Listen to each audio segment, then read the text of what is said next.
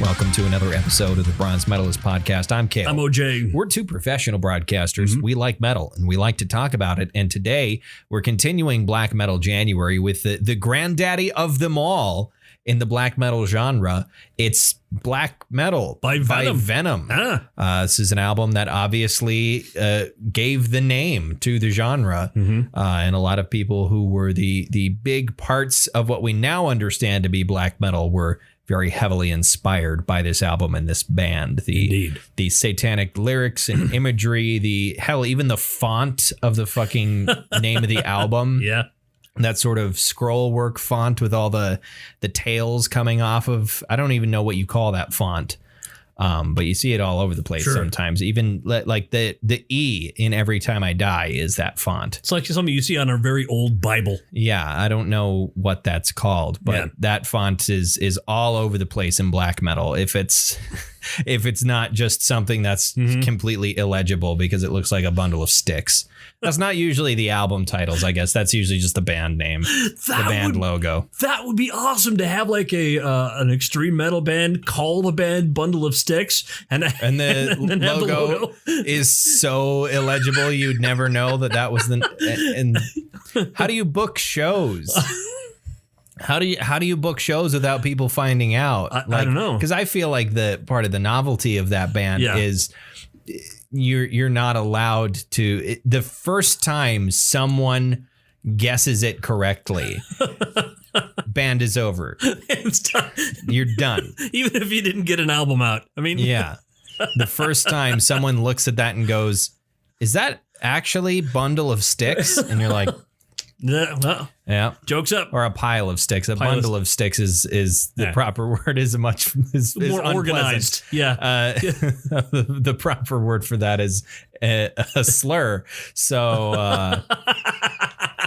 I hate now because I said that aloud. I've put the word in people's minds, and I don't like that I did that, but I just couldn't resist pointing that out. In any case, yeah.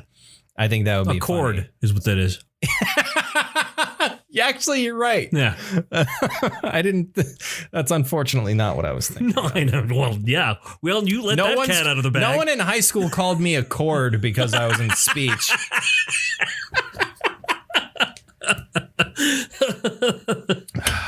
I got the same as a band kid, so. Yeah. Okay. But anyways, we'll talk more about Venom a little bit later on. Yeah. First of all, how are you doing? How's the week since the incident been for you? It's been, I used to doom scroll on Twitter. Yeah. I got bored with it. It's no point anymore. It's the same topic. Yeah. Constantly. It's not even.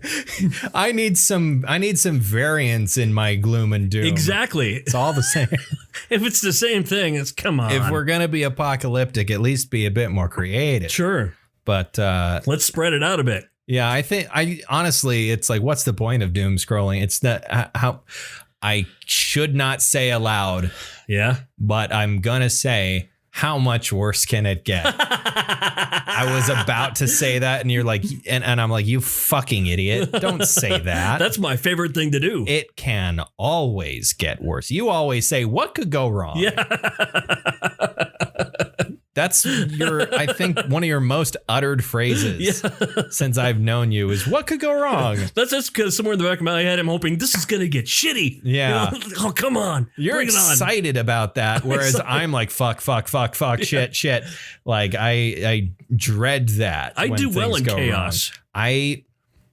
I think I often end up doing fairly well. It's just that everything leading up to, from the moment I know something is going wrong, right, to the moment I actually start doing something about it, that period of time is hell. Yeah, the period of time in between is my living hell. And I despise that. But once I actually start doing something, it's usually fine. Like when I found out we were going to be working from home. Yeah. My God, I was just in a fucking panic. over that. And then you started and it's like, oh. Yeah. And now, God, I don't know if I should say this in a recording, but now I work so little. I mean, hey, you get shit done. Right. Yeah. Well, and I did. I get everything done. I get it done efficiently. I get it done better than I would have had I been at the office. I look at it this way, right? If we were in the office, we'd probably spend roughly the same amount of time doing the things. It's just that, when we're done, we're sitting around at the office. Right. And we're talking about to each other and talking about, you get me on a tangent about Warhammer for a half hour. So, Kale, what do you know about guns? And then an hour disappears. And hopefully when that hour has elapsed or some point in that hour, someone was like, hey, here's a thing for you to do. Right. And now that just happens over text. Right. Yeah. So, yeah, it's I don't know. I think the cabin fever is starting to set in for me a little bit. I want to get out of here. My cat has honestly been driving me insane lately. Mine too. She's just a never ending quest for attention. I have 3 of them. And it's like, please leave me alone for a while. Has this happened yet? Well, you're working, you're at work in your home and you're doing a broadcast like me. This happened to me yesterday morning. I'm reading the news. It's the 8 o'clock news on WGO. Yep. You know what I'm about to say, don't you? And suddenly there's a goddamn 3-legged cat on my keyboard and everything goes blank. She knows. The screen went blank. She knows not to step foot on my desk. Well, yeah. What she does is walks in the room and goes, but just leave that. That's fun. I don't really reference the fact that I'm working from home, though. Well, yeah. But that makes it even better. Yeah. If they think you're in the studio, is there a cat? But I don't think she did that to me yesterday. And I got kind of cross with her. Honestly, I should just leave it. But I got mad at her and I sprayed her with the bottle and then angrily redid my weather it was my news. And I did the last 5 seconds of my news is when she started fucking yowling. And I did the last 5 seconds of my news like, and that's the latest news. It wasn't quite that extreme, but I got really fucking pissed at her. And then because I was this close to done with it. And that's a 2-minute segment for me. That's what happened to me. And it's like I was at my last news report. And if it kept recording, I don't know if it kept recording. Yeah. I have no idea. She changed settings and shit. But so I redid that news and it was like, I just got pissed. Maybe I should just leave it because it's kind of cute, but especially if you seem to get angry for no reason. Is he mad about that last story? I don't think she was audible on my mic though. Sure. Well, no, she's far enough away. I feel like, are you using these mics? No, I'm using my SM7. Using the SM7 on my desk. And they're very directional. So, because otherwise you hear my show, I am literally next to our your microphone cord is on the wrong side of your body. It is. I'm literally next to the heater of our house. So I'll be in the middle of saying something and it'll be quiet in there and I'll give my little spiel there talking about a classic rock song. Suddenly, it just starts, I can hear it, but apparently you can't hear it over the radio. Yeah, well, because you have an SM57 for your home setup, don't you? Or 58 is what it is. Is it a 58? Yeah, I think they're 58s. And those, I think, are also very direct because it's a hand mic. So it's not a parabolic. It's not going to pick up everything. I think you could probably reverse your headphones if you wanted to. I didn't think about that. Yeah, put the cord on the other side. That might cause. It's still going to be a little issue. Get your arm under it. There you go. It's behind me. There you go. Get thee behind me. Get thee behind me, sir. Satan. Oh, Satan. Or Satan, sure. Maybe the sir in this case is Satan. Maybe you're just being polite. Hello. He's a figure of authority. I'm Sir Devil. I am Lucifer. Yes. That's kind of the accent he has in the show Lucifer. He has a very posh British accent. I tried to watch that show. I did. I watched a few episodes of it, and there were aspects that I enjoyed, but there were certain things like Are these new writers? They might be. I don't know. Yeah, I haven't watched it. Yeah, there's just certain aspects of it that are like, ooh, wouldn't this be cool? And they're doing this like, yeah, that's been done a lot on different shows. A lot. Yeah, I don't know. I mean, the basic idea of like, hey, what if the devil was a decent guy and also sexy? It's appealing enough. I think it's one of those shows that for a lot of people is just like, this is on. Sure. And you just kind of have it on there. A buddy of mine started watching the TNT series Falling Skies. Really? Which has got, oh no, I can't remember his name anymore. He was on ER. George Clooney. No, Noah Wyle. Oh, Noah Wyle. Yeah. Noah Wyle's in it. And I watched most of that show. I don't think I watched any of the last season because I think that was right when I went to college. Sure. But it's not awful, but it's also not really a particular. It goes really off the rails after like at some point in season 3. Yeah. Where there's like they have a alien child situation. The basic idea of the show is Earth has been invaded by aliens and the government before basically the United States fell, set up a number of state militias, essentially, where like any average citizen who knew how to use a gun was asked to like, hey, form these militias. And so Noah Wyle's character was a like military history professor at some college in Massachusetts, in Boston or whatever. And he's the second in command of like the 2nd Massachusetts Regiment or something like that. And so they're trying to survive, trying to fight these aliens, and also trying to eventually get south to this place in Virginia where supposedly the government is.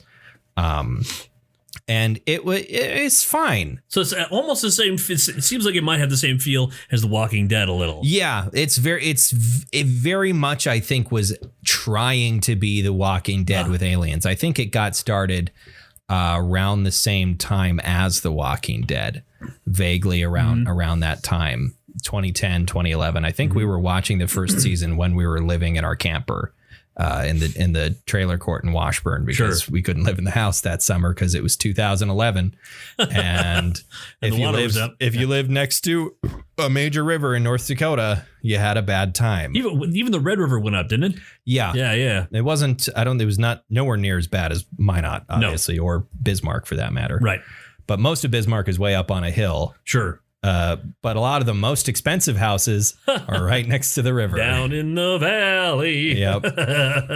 So, well, those are well insured. So, yeah, a lot of very expensive homes got ruined that summer.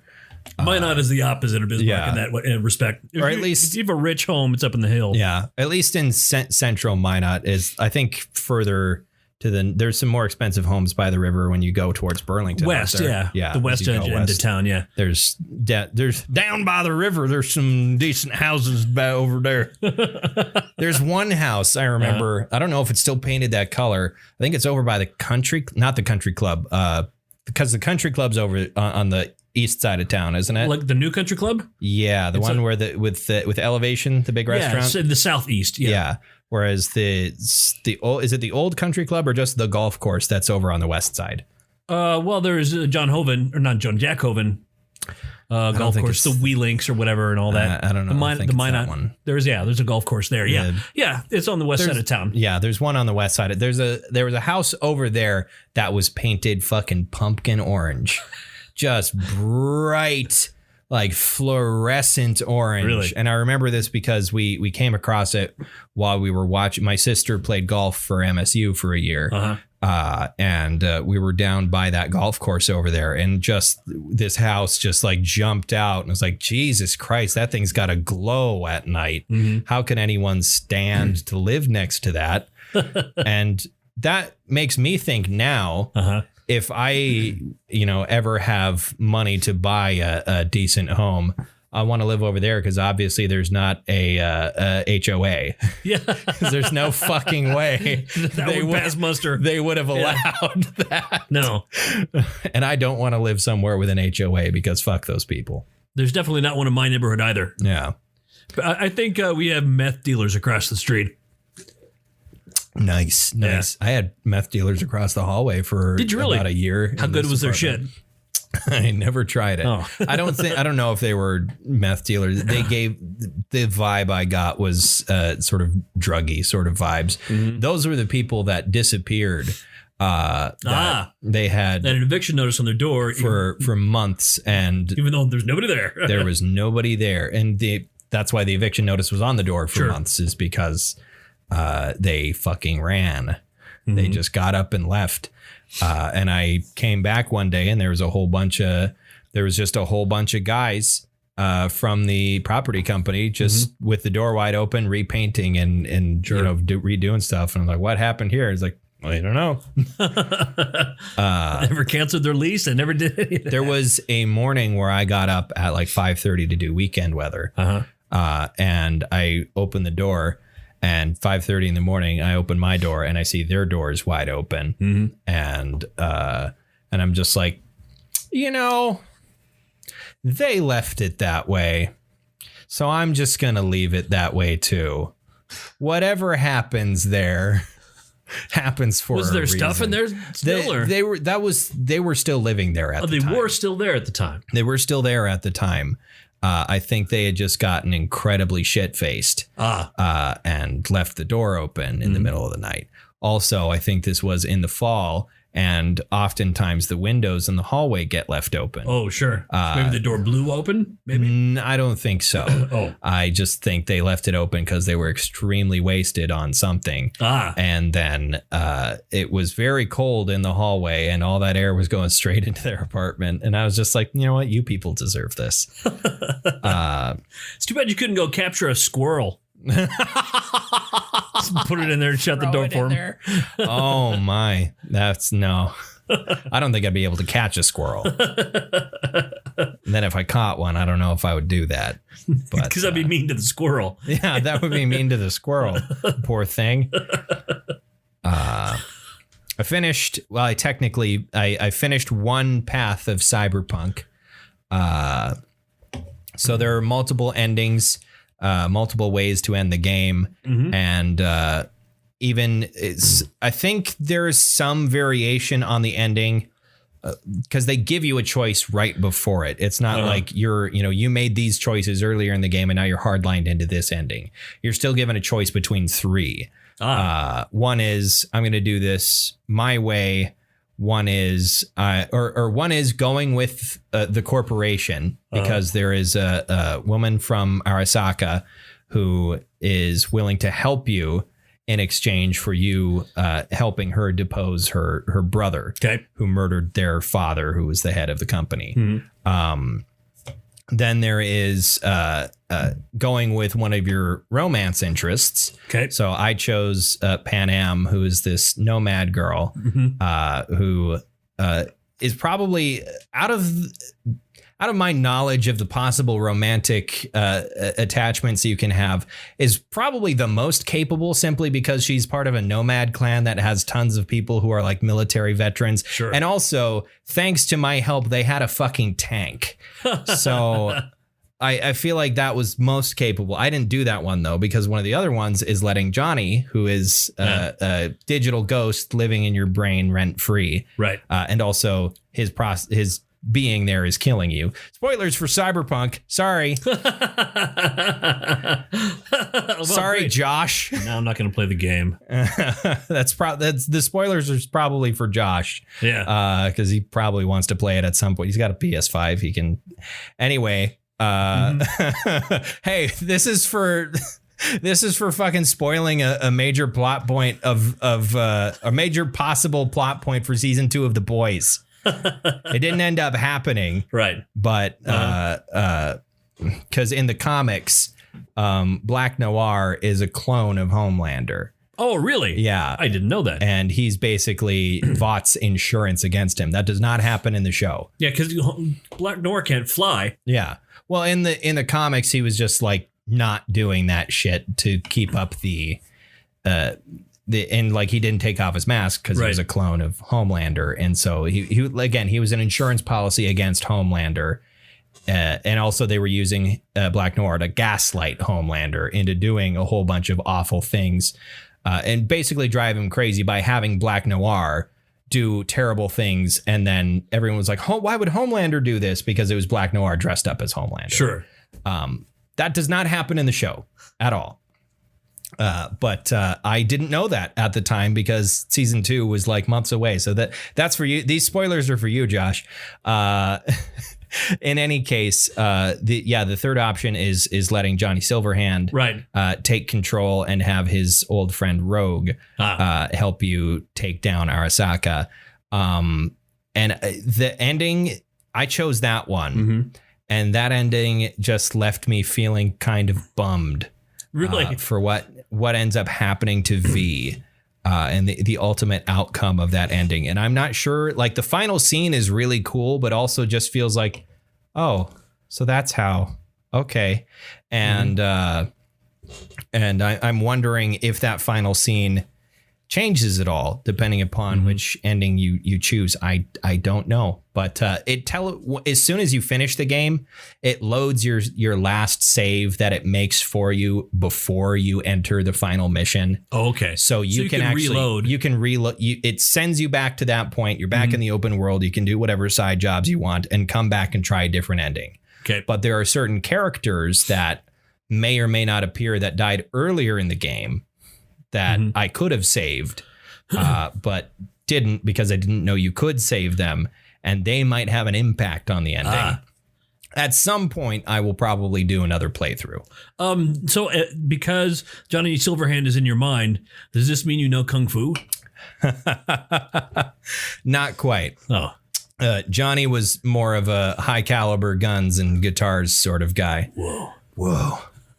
I don't think if there is, there's probably some hidden Matrix reference in there somewhere. There's got to be because it's the game. The name of the game is Cyberpunk, and Keanu Reeves is in it. Right. But I don't know if there is ever if I've come across even an instance of whoa. Really? Not even a whoa? I don't know. I don't think so. Is there one point you tell like the nomads to be excellent to each other?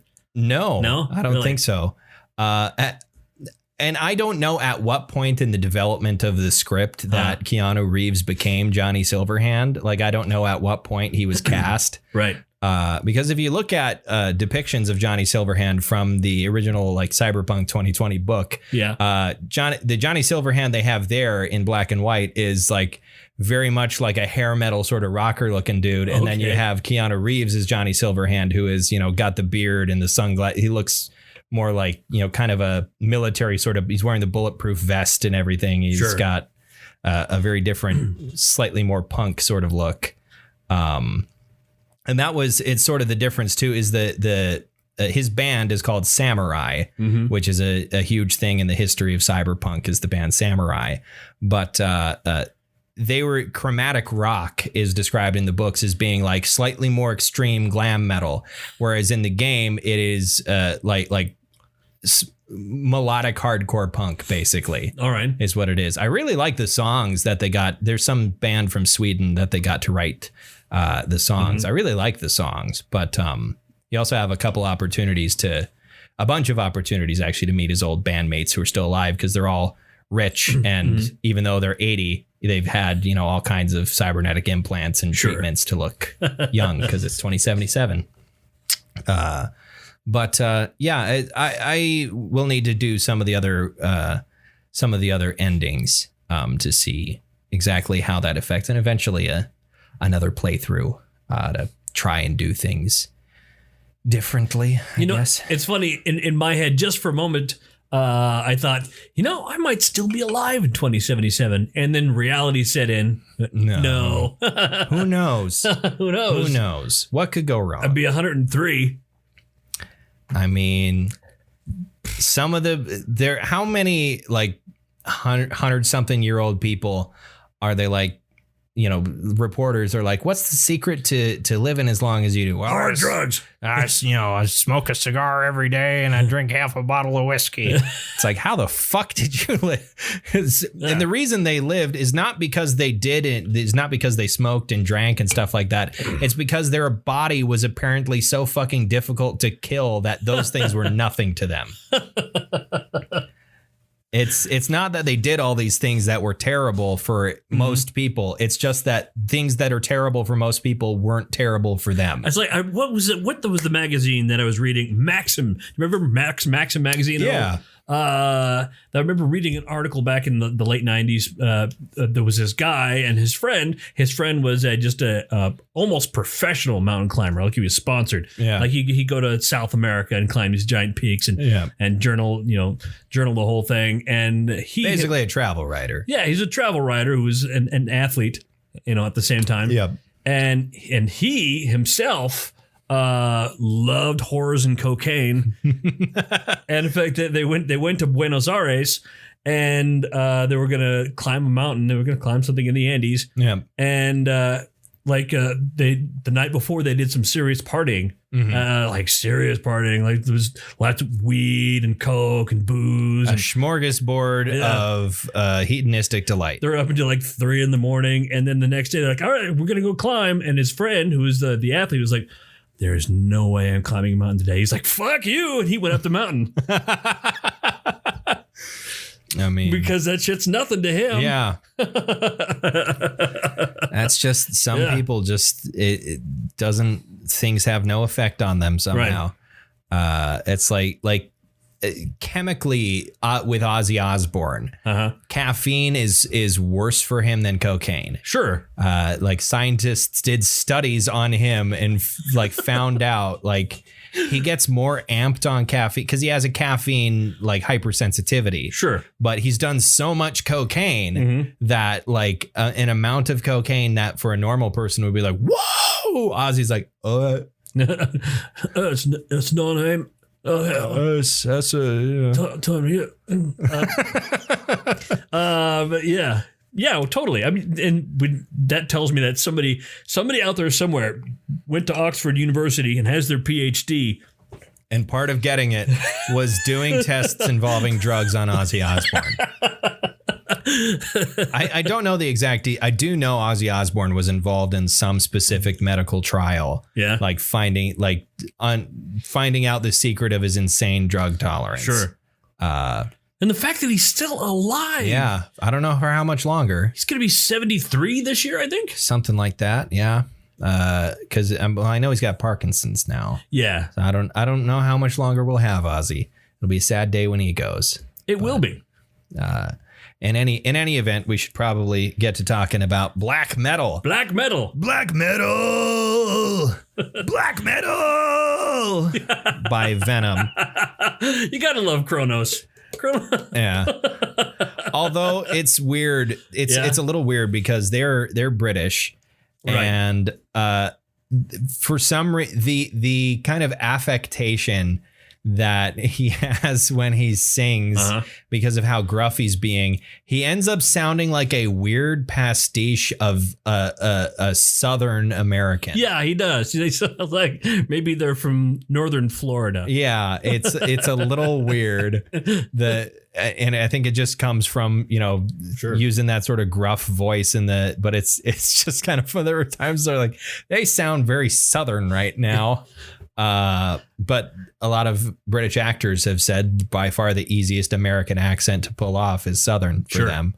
Because it's in some ways linguistically the closest. Well, yeah, you know what? They actually say the modern Southern accent is more like what a British accent was in the 18th century. Yeah. I think that the meme of that is not meme in that it's funny, but it's like the popular thing I hear people say is like a British accent in the late 1700s sounded exactly like a modern American accent. It's like, no, it not didn't. Exactly. No, it's just it sounded less like a posh British accent as we understand it to be today. Right. It had more of a drawl to it. Yeah, it sounded different. But the thing is that people in the British Isles have a tendency towards progress and change. And people in the southern United States do not. Yeah. So this came out in 1982, Yes. And this was their second album. They met a fair bit of success with their first one, although it sort of established the lyrical content established them as being kind of the bad boys. Right. Because heavy metal was not a very large sphere at the time. You had Motorhead, you had Black Sabbath, you had Iron Maiden, and those were kind of the big uns. There weren't really a whole lot of other bands that continue to be household names. And so having this kind of out and out sort of satanic lyrics and imagery certainly set them apart. And music critics seemed to like it, at least music critics that weren't complete prudes anyway. Right. Sort of established them as being kind of an underground sort of band.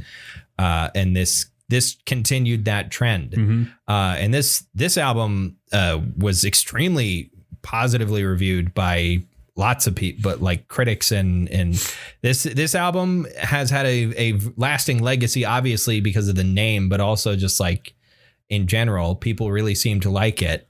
And you feel like you're looking at me because you kind of know what's coming next. Yeah, where it's I like, do. It's not quite for me. No, I knew it wouldn't be. Yeah. I know as well where it wouldn't be. Yeah. And it's a little weird because like this is of the era of like, Iron Maiden and stuff like that, where the Maiden album we listened to, I fucking loved that. Yeah, it was from the same year. I think part of that is since these guys are a bit more underground, the sound is a bit less polished, and also the everything's a bit less tight. They had a lower budget than Iron Maiden, which is not something to be ashamed of because Iron Maiden, even at the time, was an immensely successful band. Right. But like, there's something about the energy of that. What Maiden album did we listen to? Number of the Beast. Yeah, duh. Of course. Yeah. There's something about the energy on Number of the Beast was something I really digged. There's something about this that I just don't know why it didn't quite click. I listened to it like 3 times. But each time was just kind of like, okay, this is fine, but I'm not into it. You can see why it's important historically. Absolutely. Yeah. Absolutely, I can see like why it was important to so many people and why it was considered, a revolutionary and innovative sort of album. Because like obviously I think there was a lot of stuff on this that was done for shock value. But of course, yeah, this is more of a concept thing. They sort of joke and like it's very tongue-in-cheek Satanism versus what was taken much more seriously in the second wave of black metal in the 90s. This late is 80s. Any sort of satanic lyrics and imagery is done purely for shock value, to the point where today it's so obvious that like, oh, they're not actually Satanists, they're just to the point where this feels like the soundtrack of I was thinking this earlier today. It kind of feels like the soundtrack of a late 80s heavy metal horror movie.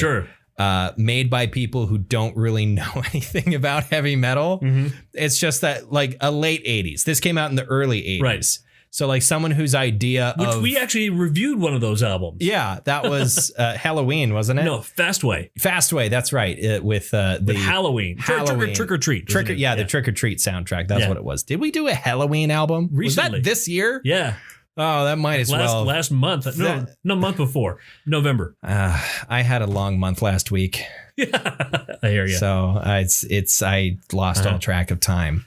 But in any case, it feels like you would hear this in a movie made by people whose understanding of heavy metal is about a decade out of date. Right. But of course, at the time when this came out, no one had ever heard something like this that was as open about like, hey, we're going to make this, satanic metal album and call it black metal. And little did they know that would become a thing that would go on to be a whole genre with an incredible story. Which makes me wonder. I wonder if, these guys, the 3 of them, weren't sitting in their homes in Great Britain looking at the news about, in 1993, fucking church burnings going, God damn it, I'm sorry. Perpetrated by members of the Black Circle, a group of black metal musicians in Oslo, Norway. God damn it. God damn it. Where are these guys from again? Do you remember what town they're from? No, I place they're don't. from? I mean, I just always know they're British. Something that always confuses me is when you look up British celebrities and sometimes instead of saying like the town where they're from, they'll say like the county. Right. The British place It's so nomenclature is very complicated from my point of view. Newcastle upon Tyne. Okay. I vaguely actually no, I don't know where that is. 1979. I don't know where I know I've heard the name Newcastle upon Tyne. I've drank Newcastle beer. I don't know where it is in England though. It is yes, open Google Maps. Let's see. It is it's just north of Gateshead. Thanks. Yeah, that really helps. It is on the east coast of England. Okay. So it's probably not terribly far from London. Let's see. You could zoom out. Yeah, you can. Let's see. Where the hell is London? Where is London? I don't see it anywhere. Apparently it doesn't exist. Oh no, it is way far north of London. Okay, so it's on the northeast coast of England. The northeast coast is just south of Scotland. Yeah. Okay, so they're from the north. They're from the north. They're from the north. Sean Bain. So like I said, this was a very well-reviewed album. Oh, we didn't say if it slaps. It does. It slaps. It slaps. It definitely slaps. It definitely slaps. It breaks into a lot of blues rock here and there. Yeah, well, I mean, that's sort of... Metal was not that far removed from blues rock. No, you're right, it wasn't. Metal was only a decade removed from blues rock at that point. Mm-hmm. Black Sabbath was what? 60 was that 70? That was 70. 70, yeah. Yeah. So metal was not very far removed from blues rock at this time.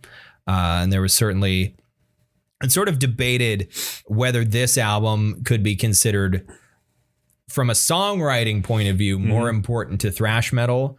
But from from a cultural standpoint, obviously it's extremely important down to the name to black metal, but songwriting, it's more thrash metal, more closer to early thrash metal, a prototype for thrash metal or flash metal. Flash metal. What would that be? That's just Queen. That's just Queen. All right, obviously, sure. There's some debate. This was a very important album, and Venom was a very important band for the formation of extreme metal in general. And like I said, this is very well reviewed. The reviews that I found, most of which were done more recently, as far as I know anyway, averaged out to 91. Right. Which is quite high for average scores that I've been able to find over the course of our podcast since we've been doing it. I mean, once again, it's great for what it is. I mean, if you review a flashlight for its ability to hammer in nails, you're going to give it a low score. I mean, this is... Unless it's a mag light. That's true. If it's a mag light, then it'll probably do pretty fucking well. Those things are fucking clubs. Sure they are.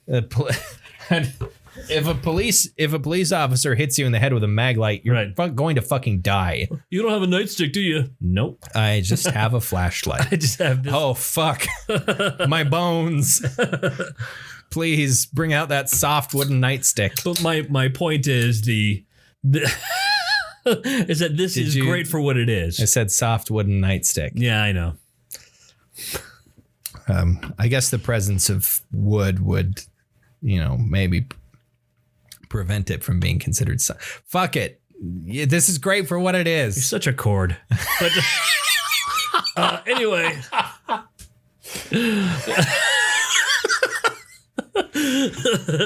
Nice callback. All right.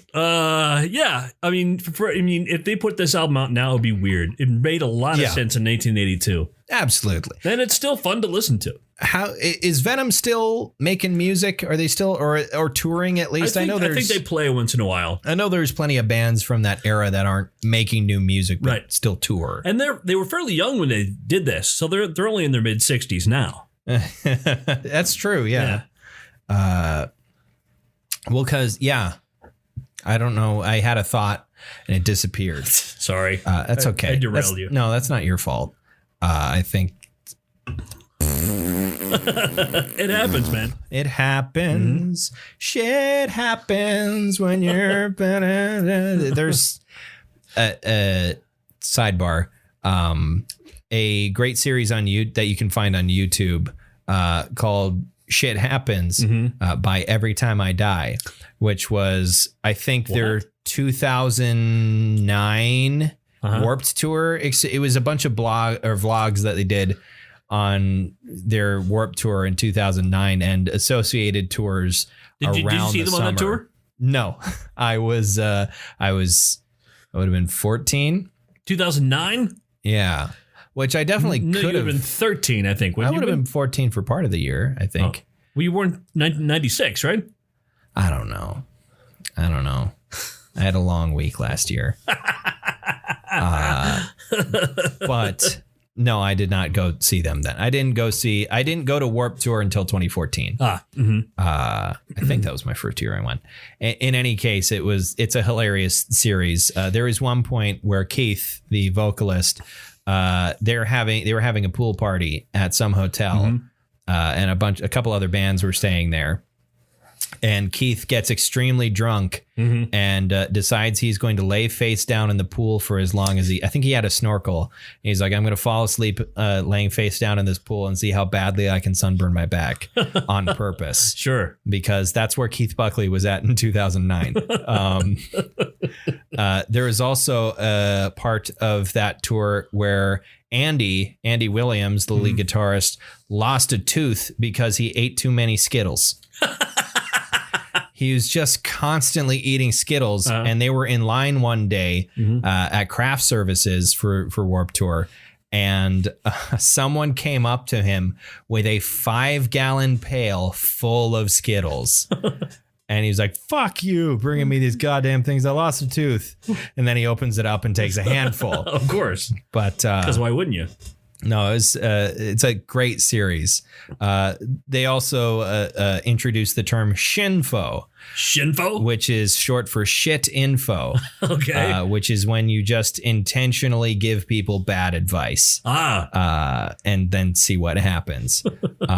They recently put out a video. I think they did like a joke telethon or some shit. I think they have a new single out. I actually haven't listened to it. I'm going to have to look for it.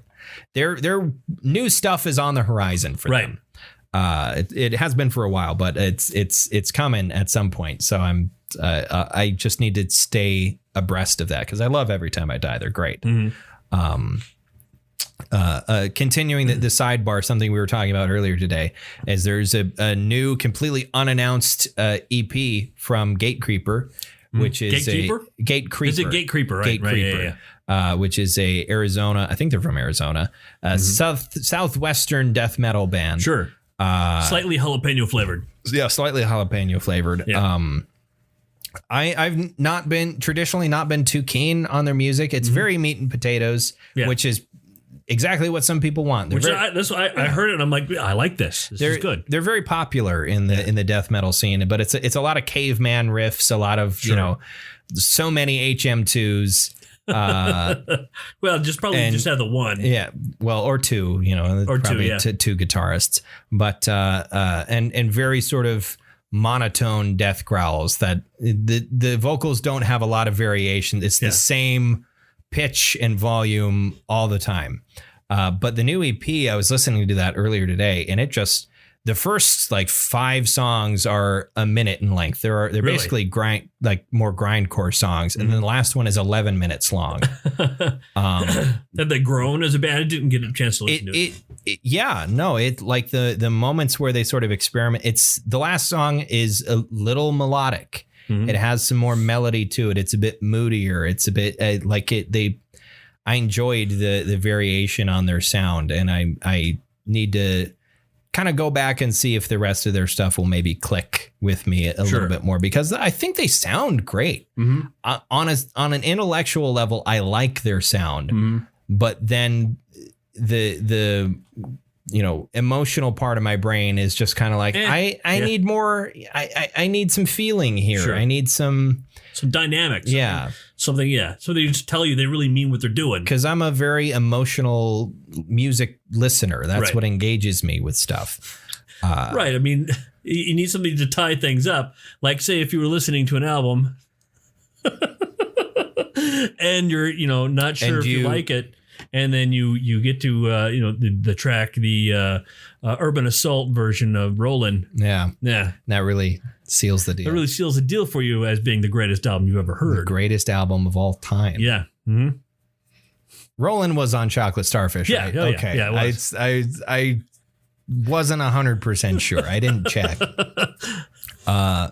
But speaking of album closers, I presume the last song on Black Metal is meant to be like and the next album we're going to do is called At War with Satan. Yeah. And so that's because it's just a tease. It's not even a full song. No, they go in. It's got this weird big build-up intro with this. He's saying some. And then they have a couple of riffs. Yeah, and then it fades out. And it's like, and At War with Satan didn't come out until like a year later or 2 years later. Yeah, well, I think it was like 1980. I want to say 86. Yeah, it was.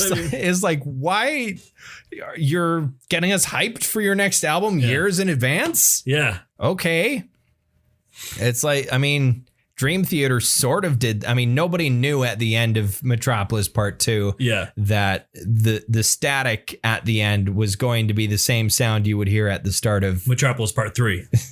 Oh, God.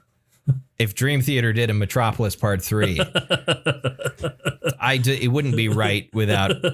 Mangini's fine, but it would be weird to do a part 3 of that without Portnoy because it's really his thing. He did most of the songwriting for that, so it'd be weird to do that without him.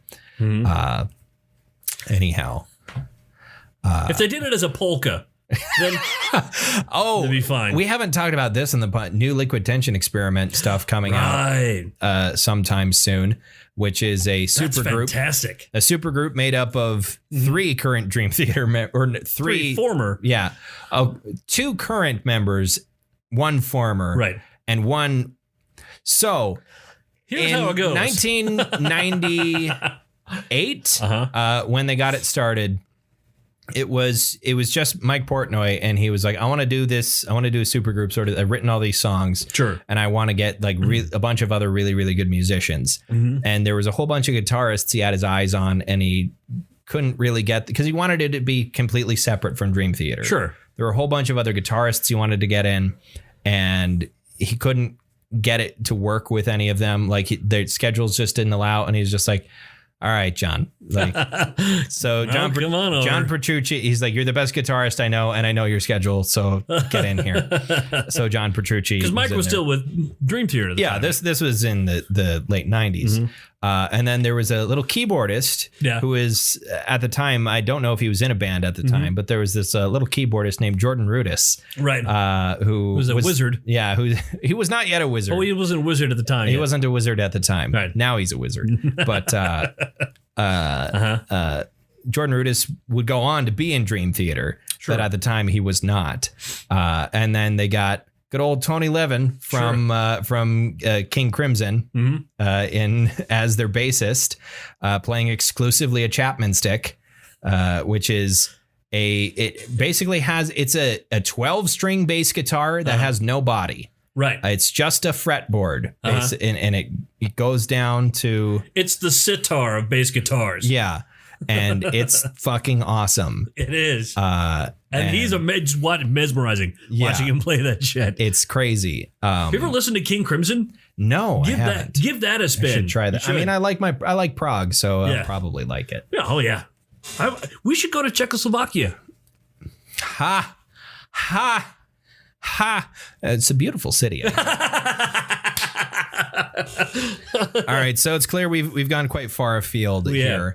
But obviously, this is a fine album. It's not bad. It's just this was maybe on the edge of like you get to a certain point of albums in time where you start to go back where if things are not quite so atmospheric as I really liked Black Sabbath. I liked the first Black Sabbath album because that's so moody, and I like the second one better, but came out the same year. Or was it very quickly the next year? No, Was Paranoid not 71? I believe both. It was both Black 70. They both came out in 1970. I think Paranoid is more people probably like Paranoid. Because there are better songs on it. But I mean, Paranoid's got War Pigs and Iron Man. And, yeah.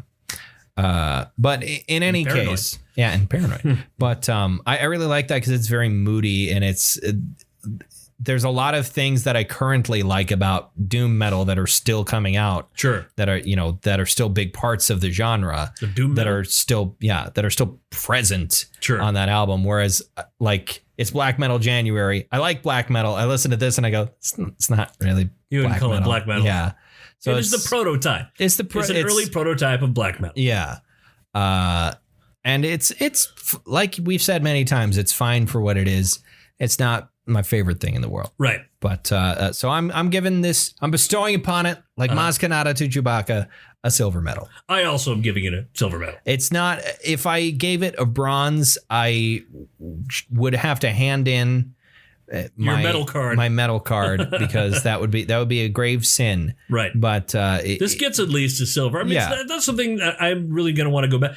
Occasionally, maybe it's somewhere down the road. I'm going to go, because you can hear a lot of things in future thrash metal, like the big four bands. Yeah. You can hear a lot of them sort of doing a little bit of Kronos. Yeah. Like you can hear a lot of Slayer in there. You can hear a lot of Metallica in there. Well, doing just the gruff, shouted sort of vocals, especially. Right.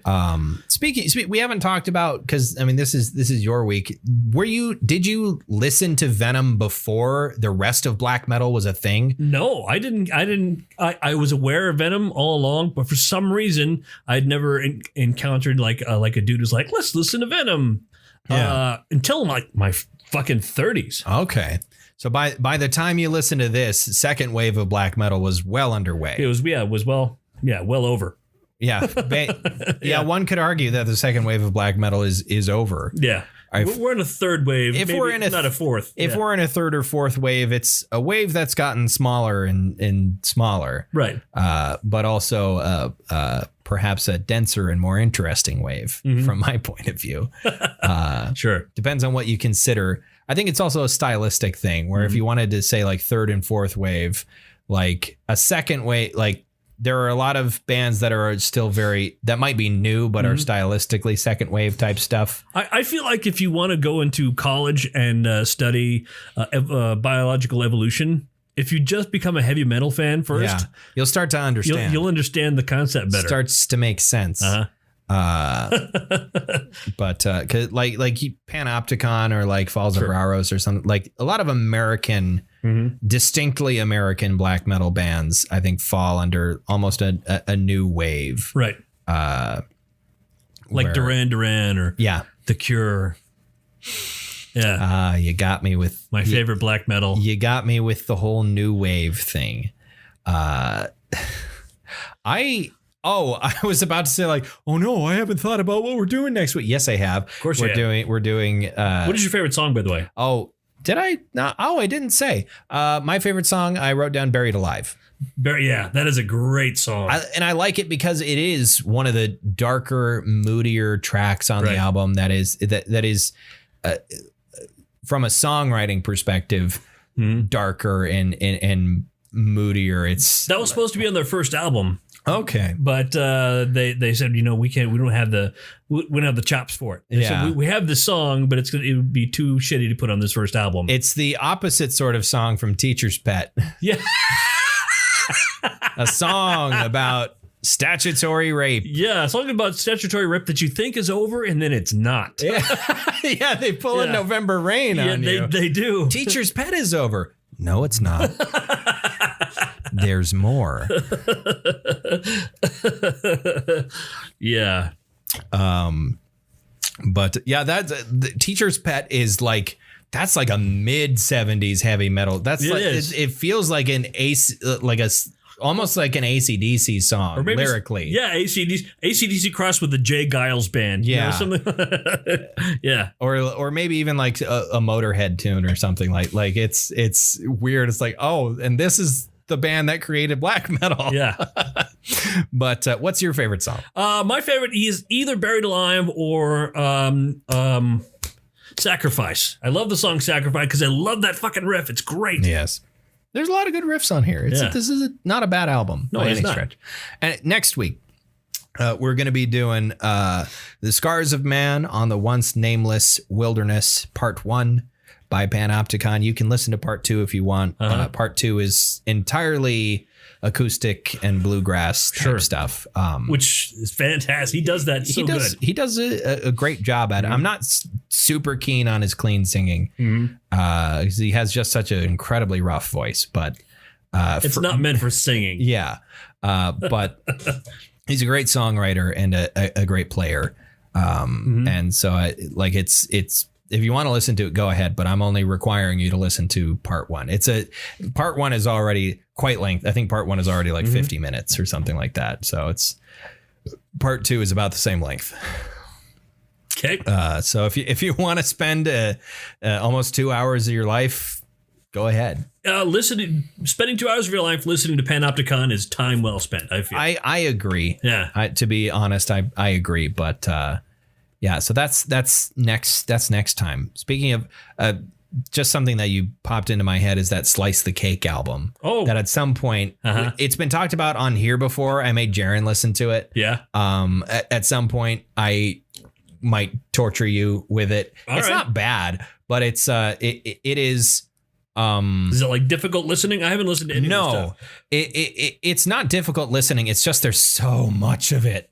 It's like 2 hours of what? It's really, really long. 2 hours of progressive deathcore. It's just and there's like some clean singing parts in it. It's progressive deathcore. It's got a big weird story to it. Okay. The album itself, the content, and also the making of it has a big weird story. That I'll tell you once we turn the mics off. How would you compare them to like the Architects? Architects is metalcore. Well, that's metalcore. Yeah. Oh, this is deathcore. The sound is kind of it's a slightly more God, this didn't used to be a thing when I was a kid. Yeah, I know. And metal and thrash metal.